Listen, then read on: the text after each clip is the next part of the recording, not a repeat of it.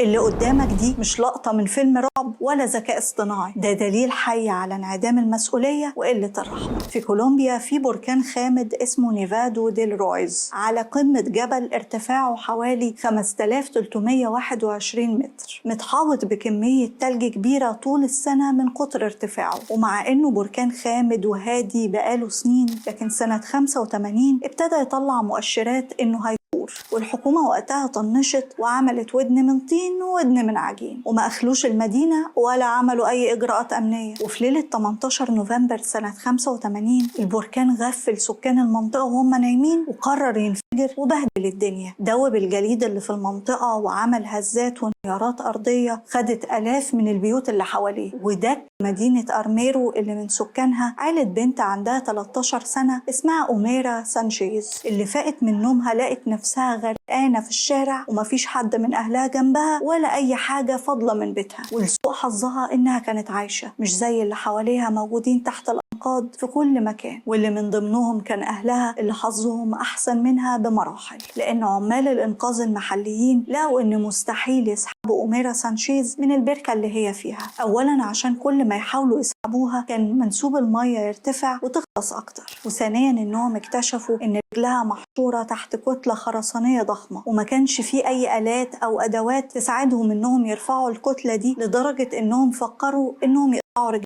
لكن الدكاترة هناك رفضوا وقالوا إنها مش هتستحمل، ده غير المية الملوثة اللي كان كلها طينة وكانت مغطيها بالكامل، يعني كان ممكن بكل سهولة يحصل لها غرقانة وتموت في الحال. وده اللي خلى عمال الإنقاذ يلجأوا للحل الأولاني، ففكروا إنهم يطلبوا مضخة لسحب المية يمكن تسهل عملية خروجها، لكن للأسف المضخة اللي وصلت كانت صغيرة وما كفتش، فطلبوا مضخة أكبر، لكن لا حياة لمن تناد، بحجة إنها منطقة صعبة وفيها جبال كتير، وطبعا المضخة ما وصلتش للأبد. وما بقاش في إيد رجال الإنقاذ غير إنهم يشربوها بق مية أو يدوها أي حاجة تاكلها تخليها تقدر تعيش لحد ما يلاقوا حل. ويوم 16 نوفمبر، يعني بعد 3 أيام متواصلين من قعدة أوميرا على نفس الحالة، بدل ما يوصل مساعدات تنجدها هي وبقية الناس اللي مش لاقين حتى موتة رحيمة تخلصهم من الألم اللي هم فيه، يوصل المراسل الصحفي الفرنساوي فرانك فورنيه لمدينة أرميرو، وطول ما هو ماشي فوق الأنقاض يسجل صريخ الناس اللي تحتها لعل وعسى في حد يسمعهم. بعدها واحد حكاله عن أوميرا اللي بقالها 3 أيام متواصلين تحت المية ووشها ورم وعينيها احمرت وابتدت